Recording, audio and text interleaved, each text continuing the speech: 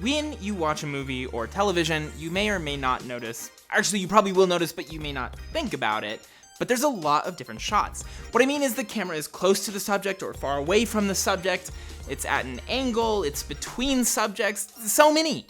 Each of these have names and purposes, and today I'm gonna go over some of the basics. Let's go.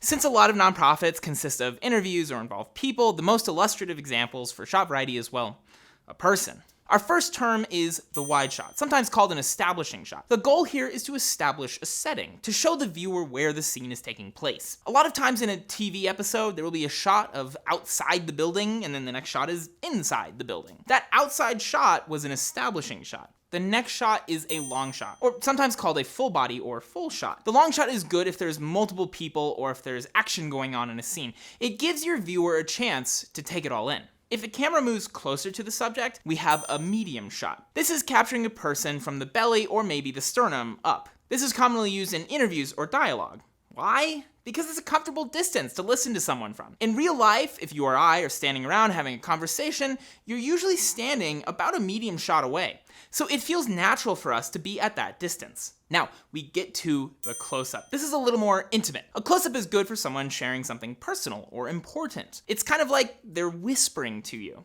And finally, an extreme close-up, sometimes called a detail shot or an insert. The purpose here is to show a specific detail of a person or object. This is great if you're, let's say, making a commercial for mascara. We need to see that mascara in action. But in general, this isn't a shot that you'll commonly use in interviews.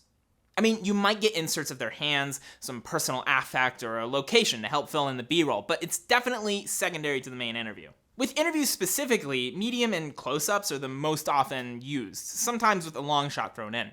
And if you're shooting in 4K and editing in 1920 by 1080 HD, you'll easily have your medium and close-up shots that you can cut between. Pretty cool, huh? Shot variety helps with viewer boredom, and it can help tell the story. It can cover cuts and emphasize an important point, or help with a transition. Shot variety is essential, and once you start thinking about it, you'll see the sheer variety everywhere.